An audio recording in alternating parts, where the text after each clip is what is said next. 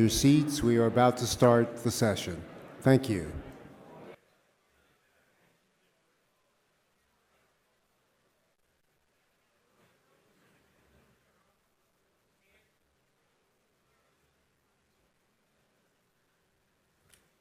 Good morning, everybody. Thank you so much for joining us today. As mayors, we often say that our number one issue is jobs. Jobs, jobs, and jobs. Creating jobs, supporting entrepreneurship, and making sure the jobs available line up with the skills of our workforce.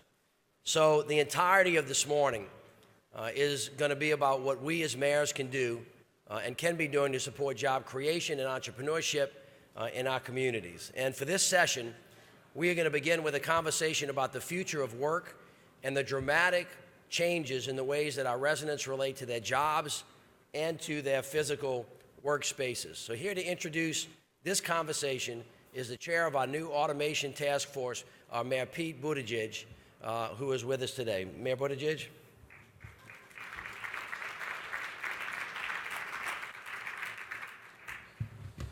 Thank you, Mayor Landrieu, President Landrieu, for the opportunity to lead our new automation task force and for your leadership at the conference.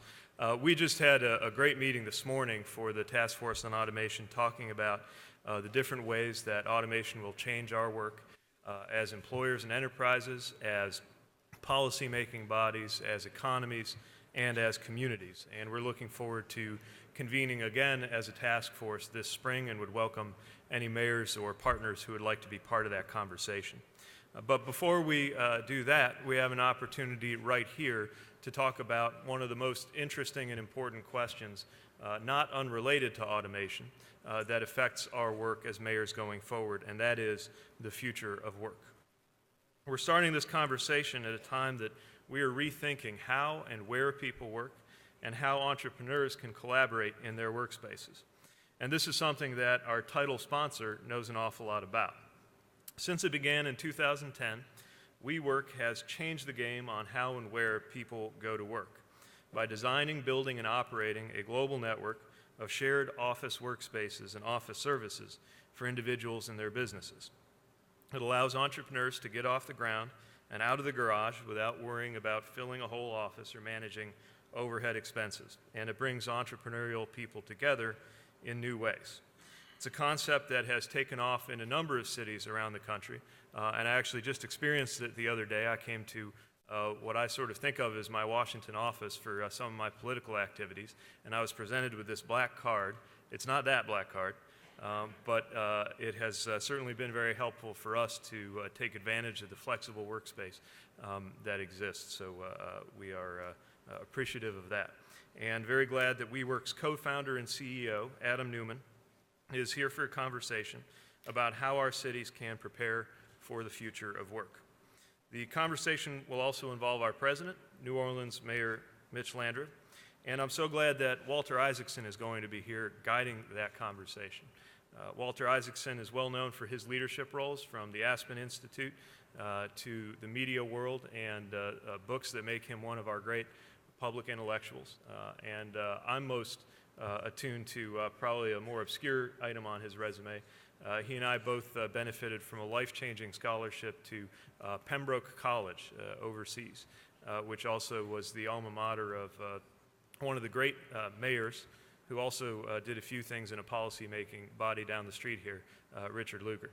So please join me in welcoming our panel, Walter Isaacson, Mayor Landrieu, and Adam Newman.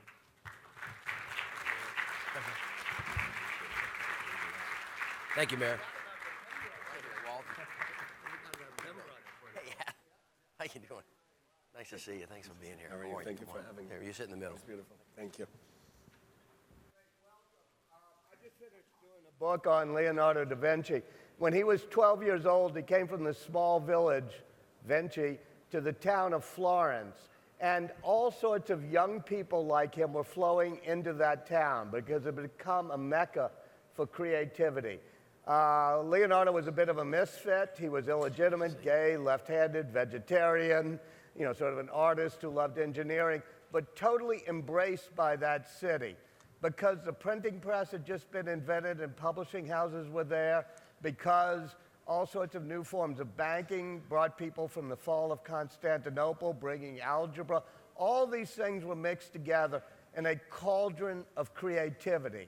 Now, 500 years later, that's happening in cities like New Orleans and other places around this country.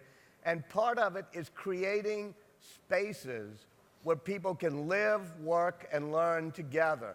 That's what Leonardo did when he joined this wonderful workshop that Verrocchio had in Florence that was building Brunelleschi's dome and painting great paintings. And that's what somebody like Adam Newman, by creating WeWork, has brought together people for a whole new type of way of envisioning work. Adam, let me start with you, if I may, or Sure. Yeah, is that all right, Yeah, Mr. perfect. Mayor? You're the boss. Yeah. Let me start with you in a way. I just heard it described as sort of a co-working space, but to me, WeWork is a little bit more than that, isn't it? It really is. It really is. So thank you, everyone, for having me here. I appreciate it. I started WeWork in 2010. I'm an Israeli immigrant, came from Israel, and I grew up in a kibbutz. And for those of you who know what a kibbutz is, it's a little bit of a commune, and it's where everybody works towards one cause, everyone makes the same amount of money, and everybody shares services.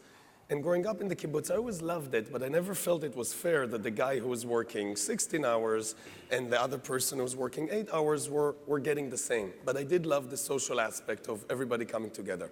I love the community. When I came to the US, as amazing as everything was here, I was lacking the community a little bit, especially in New York City. And as big as the city was, I actually felt a little lonely.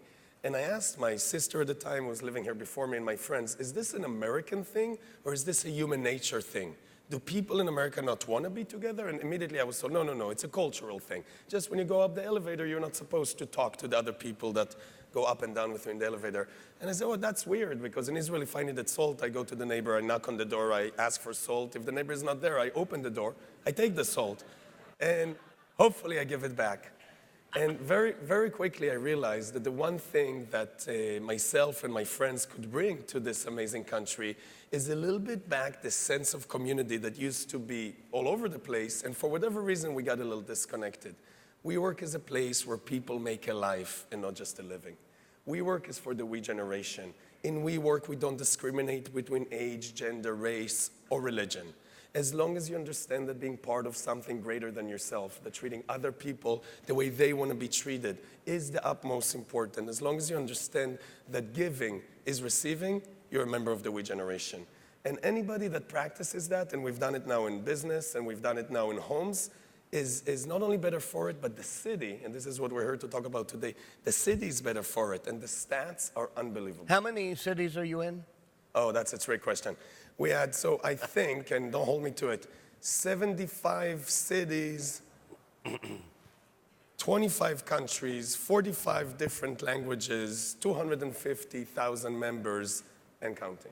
And you just bought the Lord and Taylor building in the middle of Manhattan. We did just buy, so actually through a sub-company, so actually a partner of ours that we lead and control a large portion of, bought the Lord and Taylor building. And the reason we did that, and this is all part of the same story, retail used to be, very smart people in the past thought that you take a beautiful building, you lock all the windows, you let no light in, you sell a lot of stuff to people that might want it or not, and that's retail experience.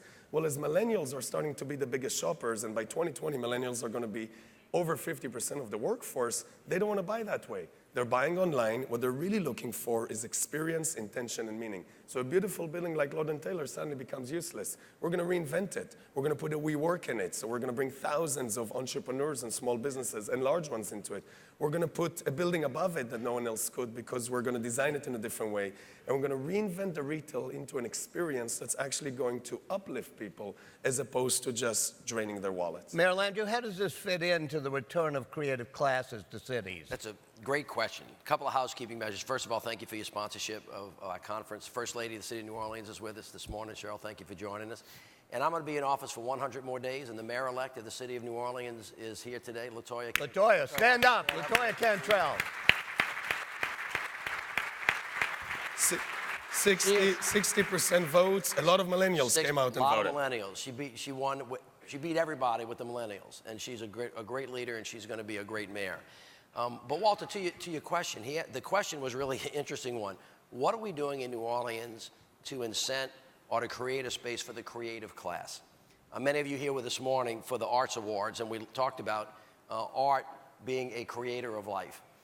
And what you are now beginning to see in the economy are mayors starting to think about economic development in a couple of different ways. The traditional way is to try to give away as many incentives as you can to attract a big company that already has jobs to come into your city and maybe change the nature and your character of your city, which will continue to be an economic development mission. The other is to actually have people who are there beginning to create out of nothing.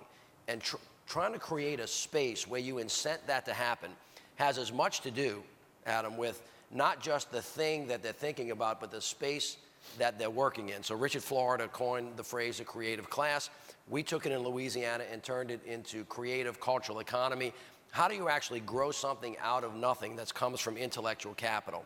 And then creating the spaces to do so. Now, WeWorks evidently has taken this to a completely different level and has created an economic model where if they create the space and the individuals who want to work together come, and work together is the operative word here, it's called WeWorks, not me against you works. And collaboration and innovation where people can share ideas, share space, and then find a way, and I know the next panel will talk about this, of taking that idea and that intellectual capital into a product or into something else and then scale it, that kind of space. So in New Orleans, we have something called the Idea Village, which is a space that people help do this. We have something called the Bio Innovation Center, whose mission is to create an environment that can take ideas from the two new university medical centers we have and incubate them and move them to a higher level. This is WeWorks turbocharges that idea, and of course, New Orleans is one of the great places where we've had some progress. Can I just make one point? And this is good for everyone here. We used to think, we were taught that we should chase these big corporations, give them tax incentives, convince them economic development, come to our city, and if you come to our city, things will work out. I have a new plan for you guys. What if instead of chasing the organizations, from now on you're not only the CEO of your city, you're also the chief brand officer. What does that mean? You control the brand of your city. Millennials and the We generation contribute a lot to their personal brand of where they live. If your city is the most attractive place for the We generation to live, if they like the culture, if they like the fun, if they like the environment, if they like everything about your city, then they're going to come there. If they come there, enterprise will chase you. So let's take New Orleans as an example. You guys are already cool. You have great food. You have great music. There's a lot going on. Back in the tragedy, the way New Orleans came together as a community was inspirational. We all looked at it. That's the kind of city we want to be part of. So if New Orleans, and you can apply this to every one of your cities, if New Orleans is able to celebrate its strength, make its culture the main point, will attract the millennials, will attract the We generation, and then Google will come and Expedia will come and Amazon will come. Amen. I think he's exactly right. How did the tragedy of Katrina, which helped bring people back together physically into the footprint of the city, but also realize literally and figuratively we're in the same boat, how did that change the trajectory? Well, you know, it was interesting because, as you know, we suffered, really one of the great tragedies. We had Katrina, Rita, Ike, Gustav, the national recession, the BP oil spill. The mayor of Las Vegas was talking about how her city reacted after the shooting. When there's a tremendous tragedy, there is an immediate and great need for people to come back together and to see each other and to feel each other. And of course, it reminded us something that we should never forget, is that it's not the physical structures of our space that make the cities, it's the community, and it's the ability to work together. That incredible need drove the people of New Orleans to think about not building the city back the way it was the night before the storm destroyed everything, but how to be a more creative and open space. And of course, everybody in the world came to help us. And to what you said before, when they came to New Orleans, said, this is a really cool place. I like this. They felt the reality of it. They felt the authenticity of it. Of course, every mayor in here can now tell you that authenticity, whatever it is that's in their city that makes them special, that adds value, that creates culture and music and the environment where people want to live, is really the driving force behind what it is that we're trying to do. And I think that one of the things you're attesting to is that WeWorks has confirmed that that theory of living and consequently economic growth and development by creating there in the space where everybody wants to be is a model that we think is going to provide and create jobs for the country. Tell me how you see it as a larger ecosystem, not just work, but living, even learning, everything else being part of what a millennial will So the one thing I want to say, and we talk a lot about millennials, and with a lot of respect to that generation, I like to call it the we generation because I don't want to limit it by age. And really, as I said before, anybody who wants to be part of something greater than themselves and understands the sharing economy is the member of the we generation. And what we're really looking for is let's bring them in and let's bring them together.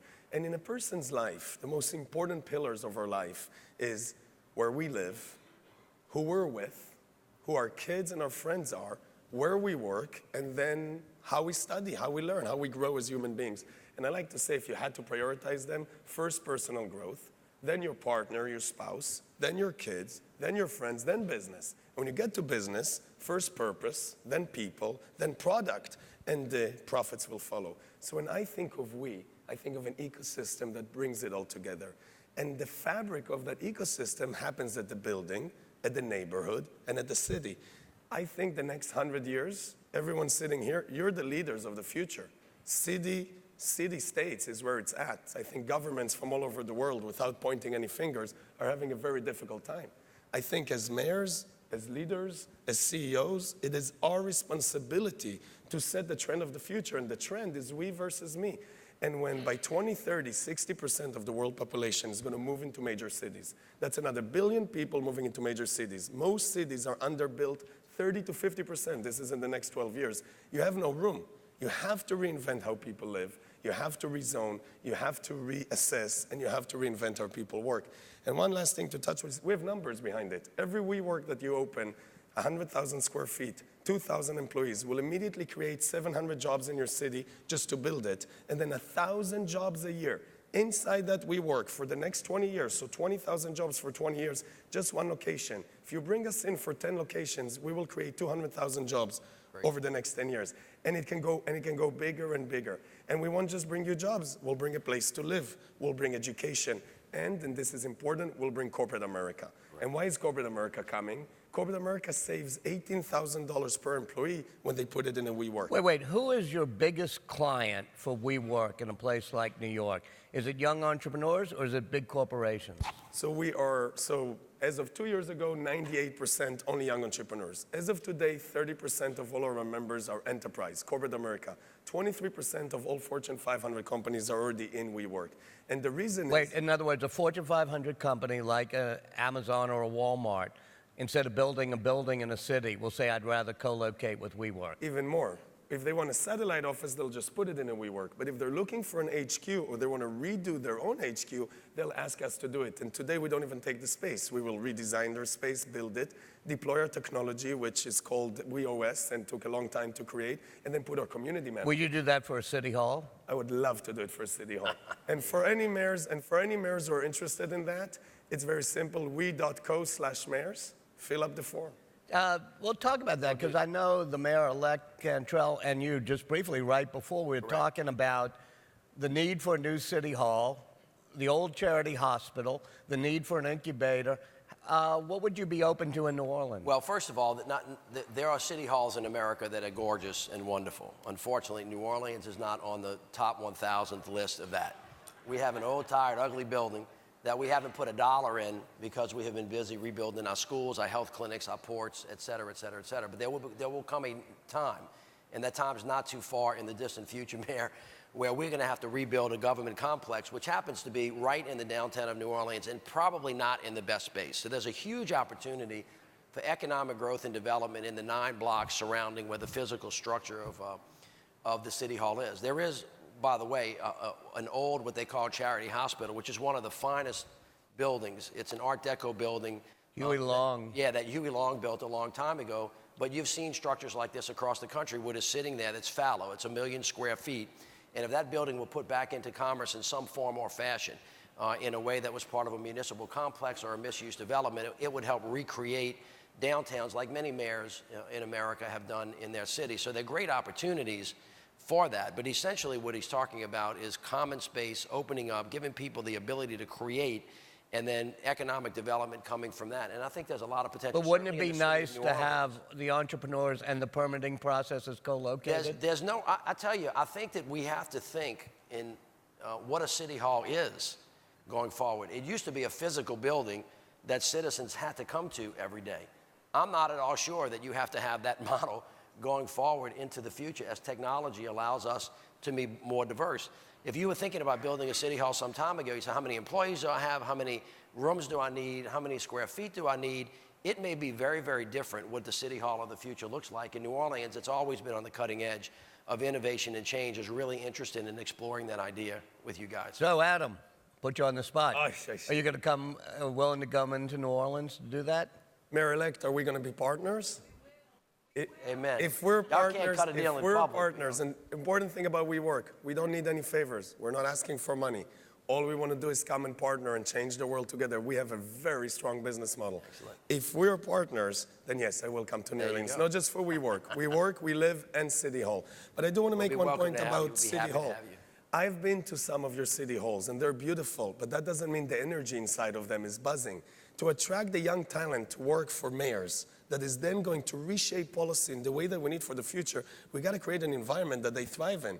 They can't only want to go work at Google and Amazon because it feels so good. They should want to come work at City Hall, and the reason they do, millennials are known to cherish experience and meaning more than material goods. Just give them a story that they can relate to. Show them that you're mission-driven, and then they're going to come and join. And I think even though some city halls look nice and some don't, until we have that buzzing environment that the smartest, youngest, most talented individuals in this country want to go work for, you haven't fully succeeded. Right. Let me just put an exclamation point on this for mayors across America. I do think that probably now is the time to think about redesigning the spaces that we work in and how citizens interact with us. And I think the possibilities are really infinite in how we reconnect physically and then in real time, and then making sure that city halls actually are places that people like to come.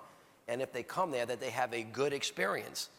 And it is absolutely possible, not only for a public service, but function and design, Walter, which you and I have talked about, because both of those things can intersect, as you talked about when you talked about Steve Jobs and the work that he did at Apple. Right. Our next panel in about 5 minutes is J.D. Vance, who I see, and my old mentor and friend Steve Case. And it ties into what Adam said, and I want to make this the last question, which is we're becoming not only a nation, but a world of city-states, which gets us back to where I started 500 years ago with Florence being a great city-state.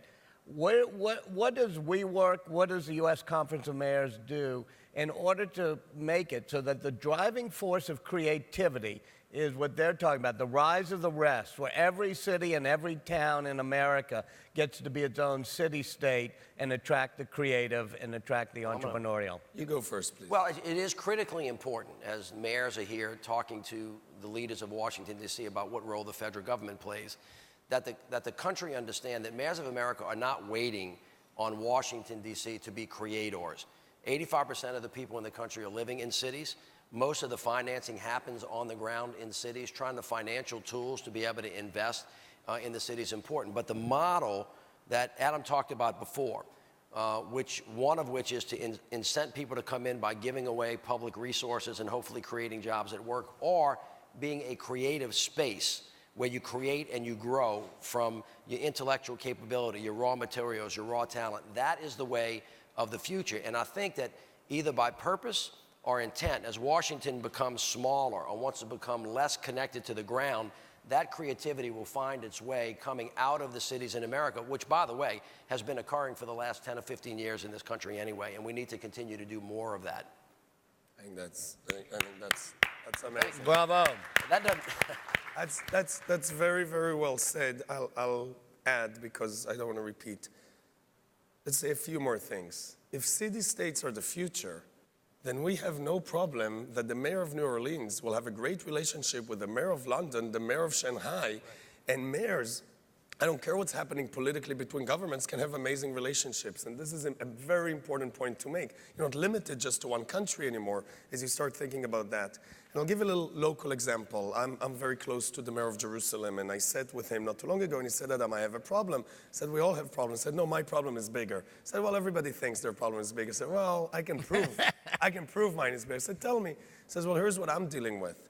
I have non-religious Jews, religious Jews, Muslims, Baha'is, all living in the same city as citizens together, living peacefully, actually. We're the 18th safest city in the world, all things considered, compared to what people think. That's very impressive. And yes, there's fights and this and that, but when they need to pay a parking ticket, everybody stands in line together. And I found that to be fascinating. It is. And he challenged me to help him rethink City Hall. And one of the solutions we came up with is, as you entered City Hall from the outside, we're choosing art that represents each one of those cultures. We're showing every culture that we've taken so much time to care about what's important to you, that by the time you walk into the space itself, you come with a different energy. As you start thinking about the relationship between you and the citizens, it's a relationship between you and the world. We can be the example for acceptance. We can be the example. We can be the place where every single person who used to not fit in, not be accepted, not be part of whatever it is, didn't fit the mold of whatever that mold is, and just like you said about Leonardo da Vinci, who didn't fit that mold, we can be the place that embraces them.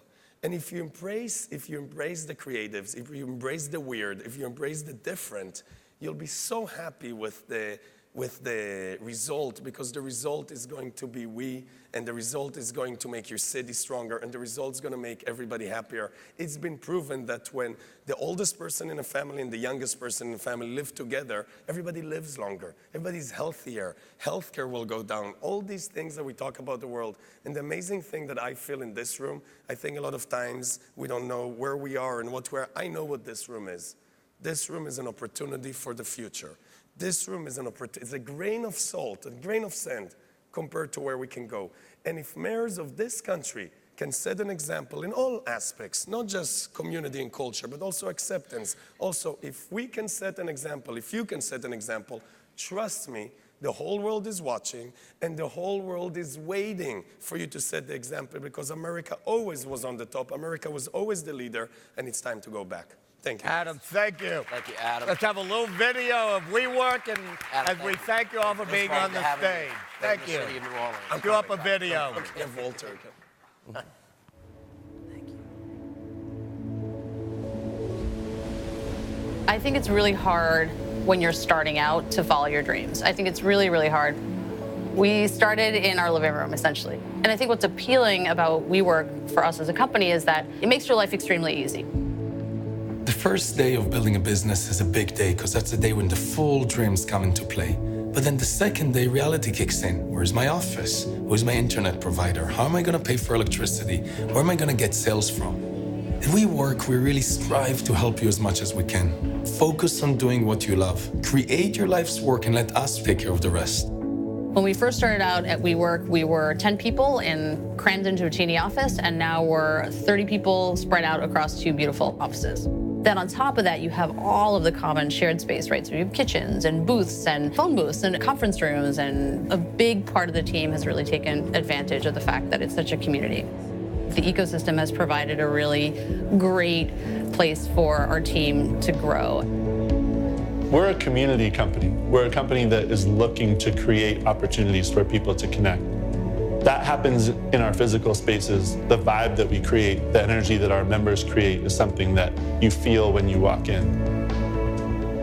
When we see our members inside of this environment, we're inspired to help them. It's all in service to this bigger picture of how do we make people happy? How do we get people to be engaged with their life? WeWork is the office space of tomorrow. The future is about light, innovation, creativity. It's going from me to we. We give you space that will inspire you, uplift you, and help you innovate the products of tomorrow. Good job, man.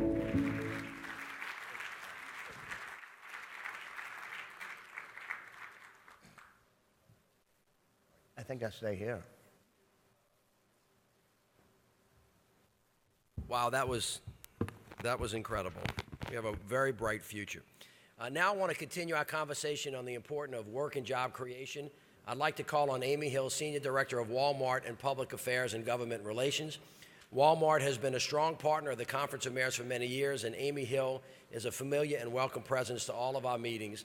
She's here this morning to update us on Walmart U.S. Manufacturing Innovation Fund, a major 5-year partnership between the conference and Walmart that has resulted in an investment of $10 million by Walmart Foundation in research to innovate manufacturing and to create good-paying jobs, manufacturing jobs here in the United States and in the metro areas. Amy's here to update us on some of the most dramatic innovations now taking shape. Please help me welcome Amy.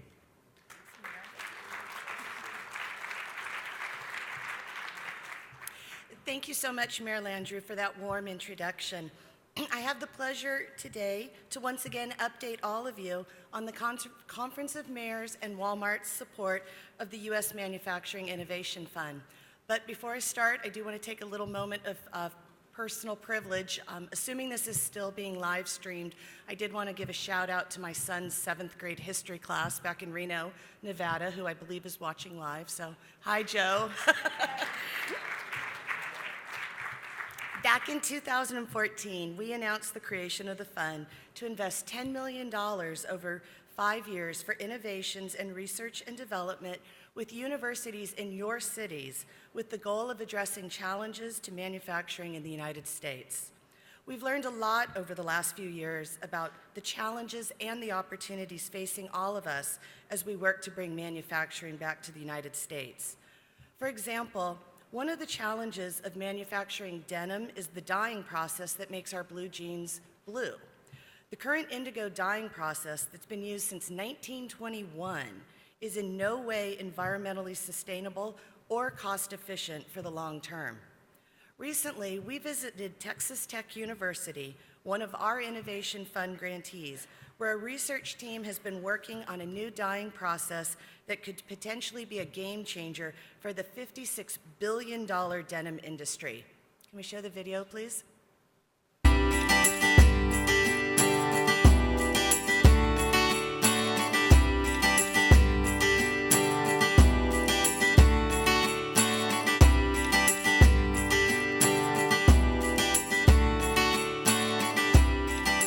Cotton is critical to Lubbock. It's one of the 3 pillars of our economy. It's really where we came from. It's our heritage.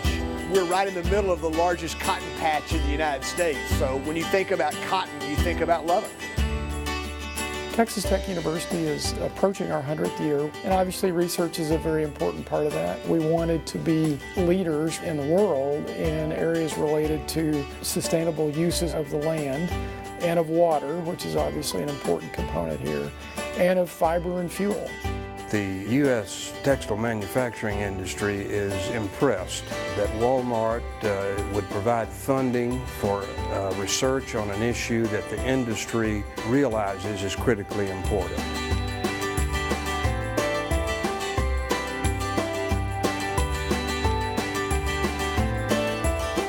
As that yarn comes from the cotton bale, we've actually avoided any preparation of that yarn. It goes into making raw cotton yarn. With this process, we can develop even purer shades of indigo. We can create actually a cleaner looking shade without cleaning the cotton. It's kind of amazing. The dye is designed to have an attraction for the fiber. Here, 100% of the dye goes on top of the cotton. We've eliminated all wastewater with this process. The environmental aspect is absolutely huge. This technology offers the potential for a whole new level of sustainability and a whole new level of operational efficiency. We're very proud of the Walmart Foundation grant and what it has allowed us to do at FBRI. I think this is the ideal place for that kind of research to happen. I'm thankful for this grant and the opportunities it provides for us to continue that research. Cotton is one of those places that we lead the world. We're proud of that relationship between tech and our producers, between tech and industry, and certainly between Texas Tech and our community.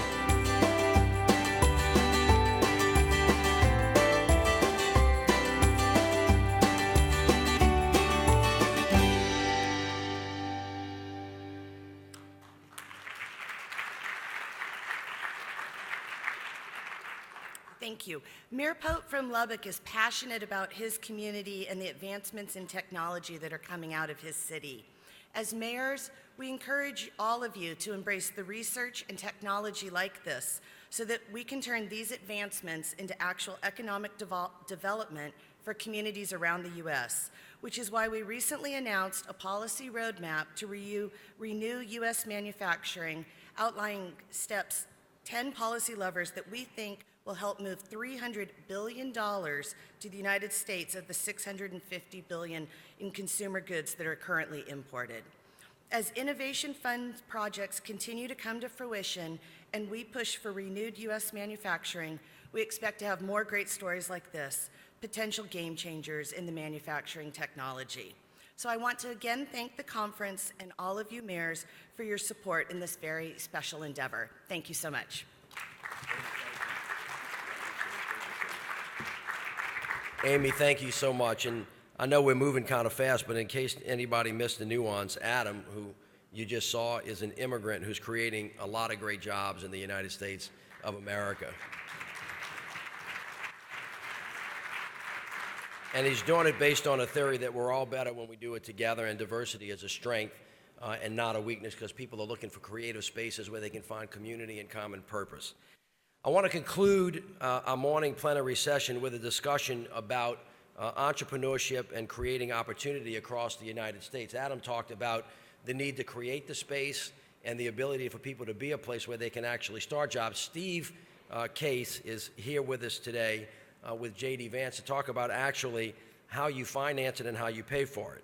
So the next major high-growth company that can start in the United States of America can actually start anywhere, not just in coastal megacities. And our next guests have been leading the way to spotlight how cities of all sizes are growing our jobs and the economy through entrepreneurship. So Steve Case, as you know, is the chairman and CEO of Revolution, a Washington, D.C.-based investment firm he co-founded in 2005. You may remember in his other life that he was the co-founder and CEO of America Online, otherwise AOL, which you know played a key role in changing our world and introducing millions to the internet. Steve launched Rise of the Rest as a national effort to engage in local startup ecosystems and connect entrepreneurs with their communities.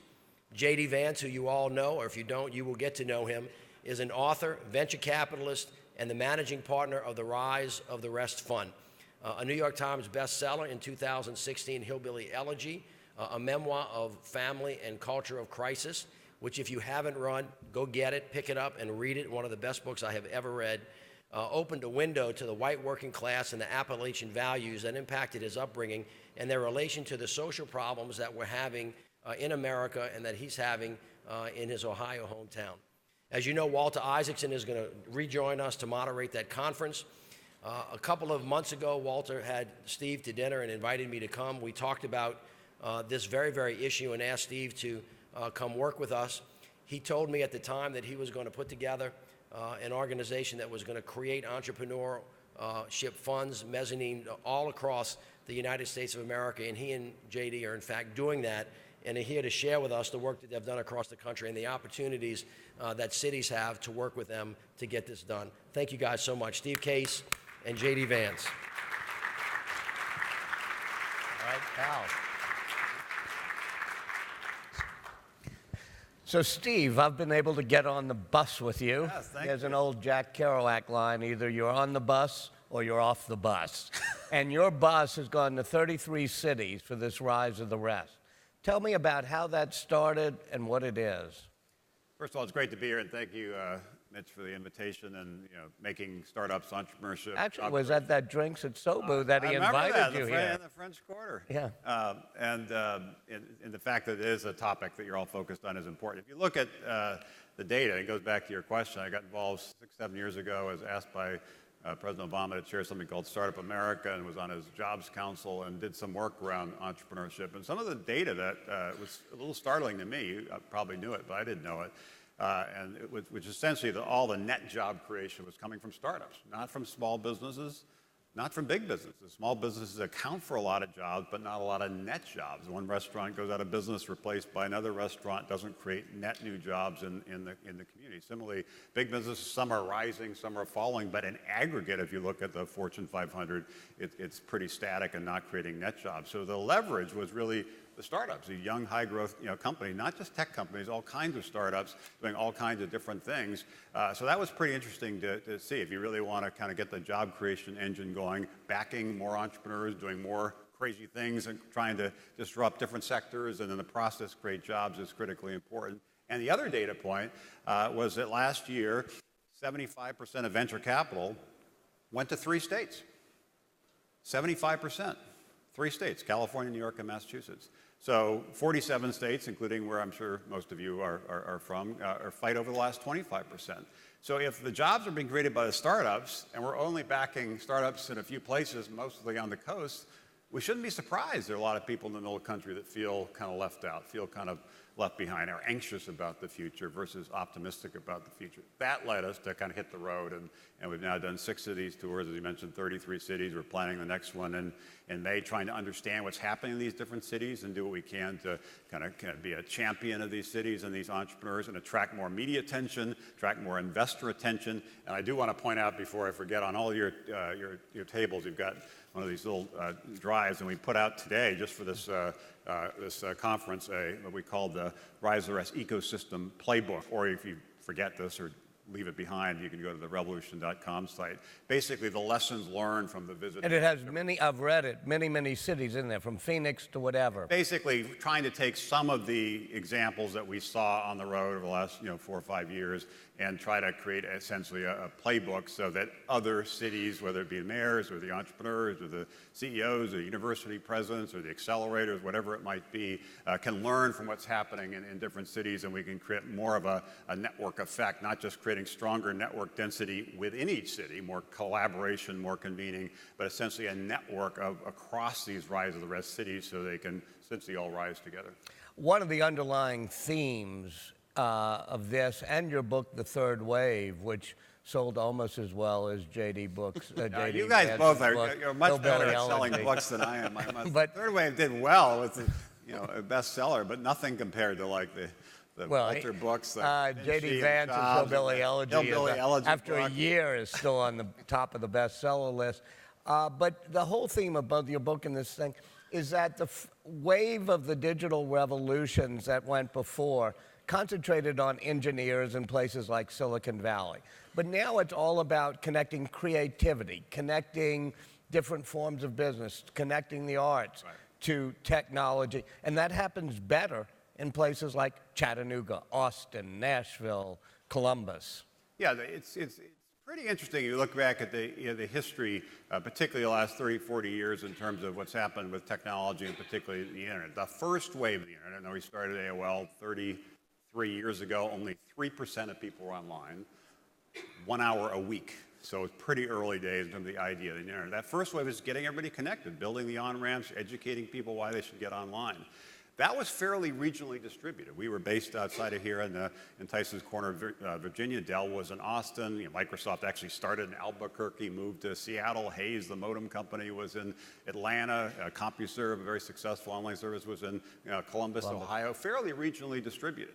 Then the second wave happened, which really was about software. It was about apps. It was about mobile phones. That's where Silicon Valley really rose to dominance, based on that software on Facebook and so forth.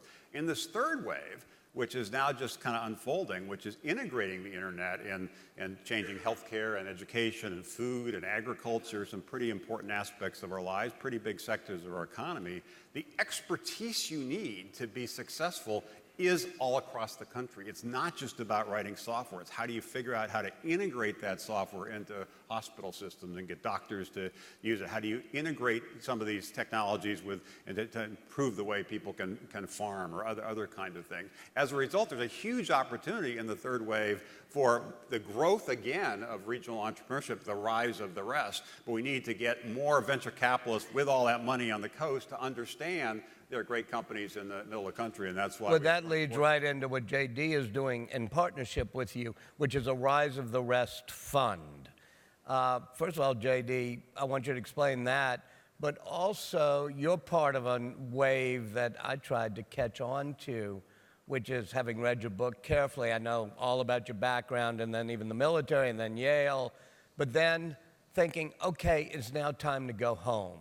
Go home to a city like Columbus, I think is where you're back to now, and say, I'm gonna find that to be the cradle of creativity. So explain how that ties into the Rise of the Rest Fund that you're doing with Steve. Sure. So briefly, the Rise of the Rest Fund is built around the idea that if you want to get high growth enterprises, high growth businesses in some of these areas, you actually have to invest in them, right? So the classic way that we often do economic development is we'll lure you to our area with a tax credit.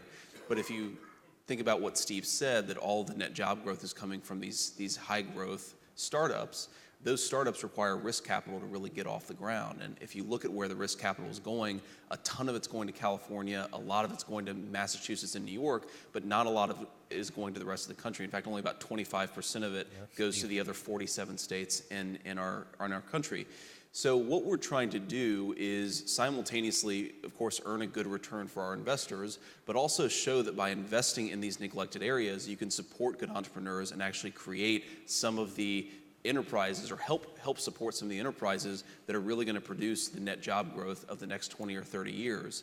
And the reason I'm so fascinated and so interested in what we're doing is, like you said, one of the things that we're seeing all across the country is this talent boomerang. It's people who maybe go to Silicon Valley or they go to New York for a little while, but for whatever reason, they eventually want to come back home, or at least want to come back to areas that aren't traditionally thought of as necessarily high tech or exciting. Now, many don't realize this. I certainly do, that Columbus is a really exciting city. A lot of exciting entrepreneurs, a lot going on in Ohio State, a lot going on with city government and the Smart Cities Initiative. So there are a lot of reasons to be in Columbus, but I think a lot of folks from the outside don't necessarily recognize this.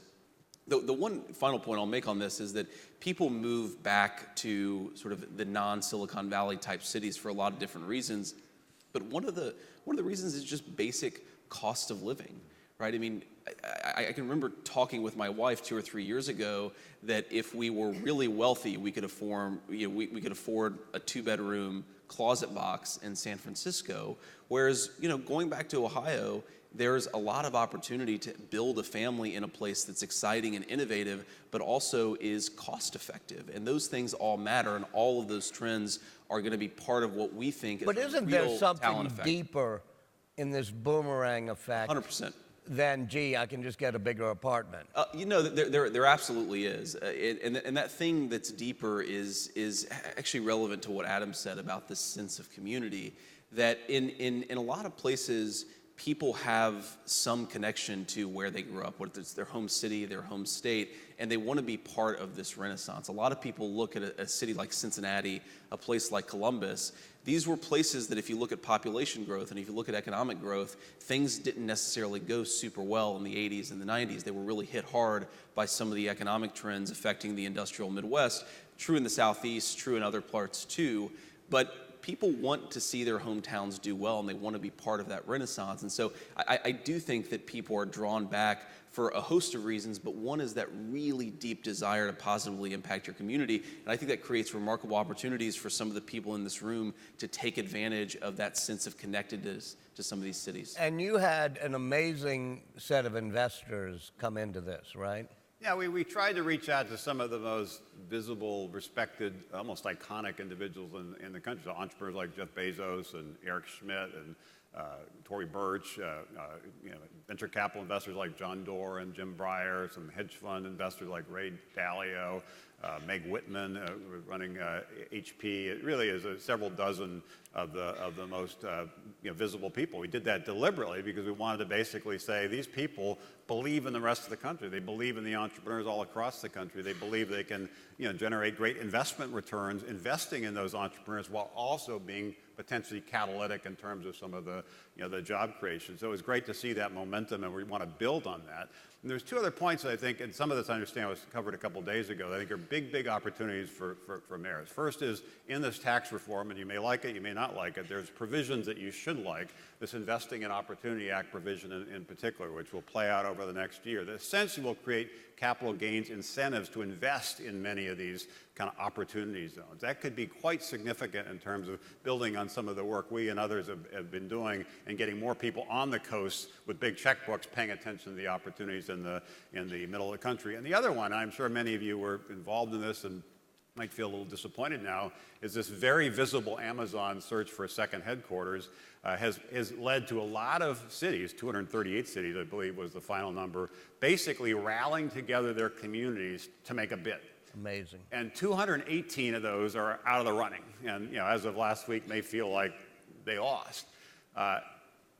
They can take that effort, that sense of possibility, that bringing the community together to make the pitch, and now refocus it on startups and turn this into a wonderful, I was in Kansas City, and there was a big Chamber of Commerce. I was giving the talk, and it was almost like a rally for headquarters, too. But I was sitting next to the mayor, and he said, I don't think we're going to win this, but boy, this is the best thing ever to happen in the city. We're going to get the airport fixed. We're going to rally together the business community, and we're going to have entrepreneurship fun. The number one thing, it goes back to what we put in this playbook, the number one thing that surprised me over the last 5 years is in essentially all the cities we visited, the lack of collaboration and connectedness that exists. And you would think in these smaller places, everybody'd be working together around entrepreneurs. But often the big company CEOs don't really know what the entrepreneurs are doing. Often the university is not really connected as much as you'd think to what's happening in the startup sector.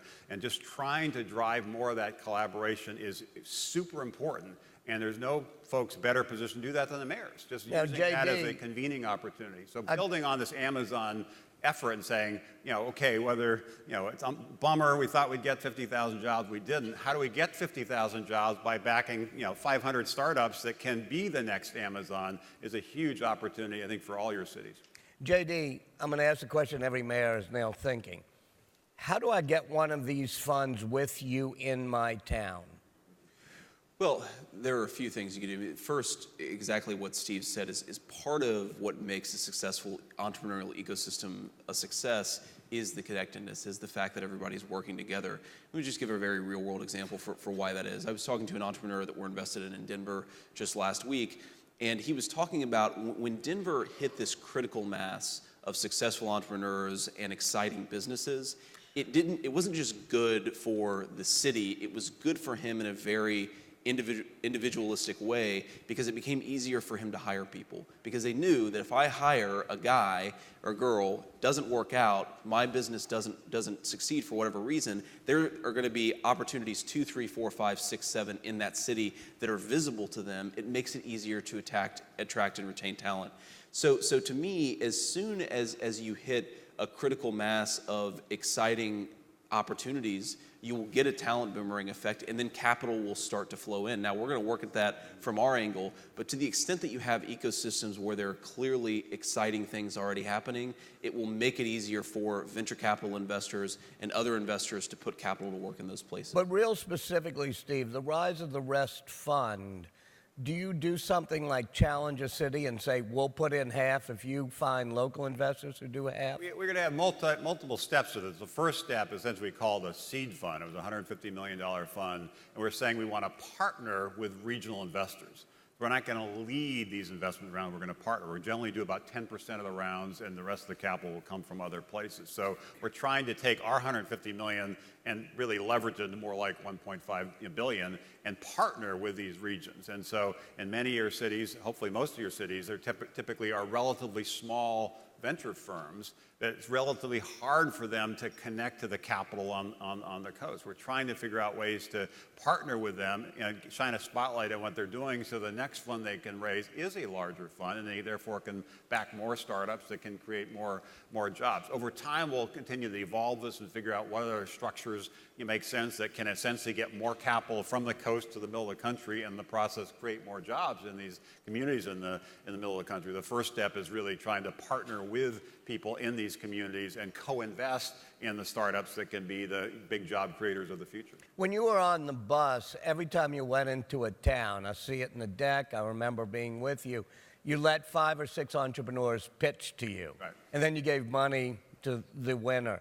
Tell me some of the ideas that popped up and how that inspired you. Well, we've done 50 investments so far in the last few years, even before we launched this fund. And what's exciting to me is how diverse the ideas are. So you see things in energy, you see things in food, you see things in education, you see things in healthcare. In New Orleans, for example, one of the things that was surprising to see you, and I'm sure the mayor knew this, but I didn't know it, is how strong the educational technology cluster was in New Orleans, in part because post-Katrina, having to kind of rethink and restart the school system and attract people to Teach for America and other people that came to town and said, having been in that classroom, I actually have ideas of how it can be better for the class and better for the students. And now there's several dozen dozen startups focused on educational technology in New Orleans. In St. Louis and Louisville, we saw a lot of things focused on ag tech, farming tech. In Cleveland, in Baltimore, and Nashville, a lot of things focused on health tech because of the strength of Cleveland Clinic and Johns Hopkins and things like that. So the diversity of these ideas is what's so moving and powerful and really kind of gives us a sense of hope. We just need to get more of those entrepreneurs to get more spotlight on what they're doing and get more of the capital that they need to take their little idea and turn it into a big company. Yeah, one of the things we emphasize is that what makes some of these businesses really successful is the ability to partner with the legacy industries that exist in these cities. So in Columbus, we invested in a company that's doing blockchain for title insurance. Why title insurance, home ownership, and so forth? Because there's a massive JP Morgan facility in Columbus, Ohio, and you're taking a young entrepreneur excited about a technological application, working with a local legacy business to build an exciting company. In Indianapolis, we invested in a company that's doing clean water technology, will enable cities to very quickly and very cheaply test whether their water supply is safe for the community. What motivated that idea? The crisis in Flint and the fact that a lot of these entrepreneurs had some connection to the problems that existed in Flint. These things are going to happen again and again, and to Steve's point, it's going to happen outside of the coast, because if you want to build a company around title insurance for home ownership and mortgages, you need to have some expertise in that field. If you want to build a clean water technology company, you need to have some connection to the regulators and policymakers and innovators that are working in the water space. That's going to happen more and more in what we call rise of the rest cities, many of the cities that you folks represent. And how do you find these ideas, or how do people with these ideas find you? Well, we've got our website, revolution.com, and people can reach out. A lot of times we find ideas and businesses through this really vast network that we've built. So if we know an entrepreneur or an investor in Denver, Colorado, they can connect people with us and what we're doing. And we also find them through our bus tours. We go around, we solicit applications, and we encourage people to pitch to us, to show us what they're doing, and then eventually to get an investment out of it. All right, we have 1 minute, and I'm going to turn to you, JD, on a separate thing. Okay. You've written the most influential book of our time. I don't know about Hillbilly that. Wow. Elegy. Good quote. Well, it ended up helping explain things we didn't know were going to have to be explained, like some of the disaffection that's infected our politics, as well as the opioid crisis, and how that, is certainly described in your book, how people get onto that. What have you learned from that book and learned since then that you think can help heal this country? That's a tough one, especially. You have all of I have 45 seconds. But there are two things: a positive insight and, frankly, a more sobering insight. The first is that I've talked to a lot of different people from a lot of different backgrounds and a lot of different organizations, and almost exclusively people are interested about what's going on in communities like mine. They care about what's happening with their fellow citizens, and they're interested in learning more and interested in how to help. But I will say that one of the things that continues to worry me is that we have a really remarkable level of geographic segregation in our country. And we're kidding ourselves if we think that we can read a New Yorker article about what's happening with the opioid epidemic in Charleston, West Virginia, and actually gain the insight necessary to really help. If we want to do better by some of the communities that I wrote about, I think we've got to spend a little bit more time together, and there's no way to short-circuit that process. Journalism from coastal journalists is important. It's important that people care about these problems, and I think they really do. The thing I've learned is that people have a good heart for these issues, but we've got to spend a little bit more time with each other, or we're never going to solve these problems, and I don't know how to fix that problem. And the only way to fix it, though, is something we started with, which I'm sure the people in this room would be happy to hear about, which is everybody in this country ought to remember what is their community and go home at times, like you've done to Columbus, and many of us following in your footsteps have tried to say, okay, it's now time for me to come home and be in the city, state, or in the community where things can get done. Thank you all for being here. Thank you all. Thank you. Everybody, thank you so much for sharing with us. We're adjourned.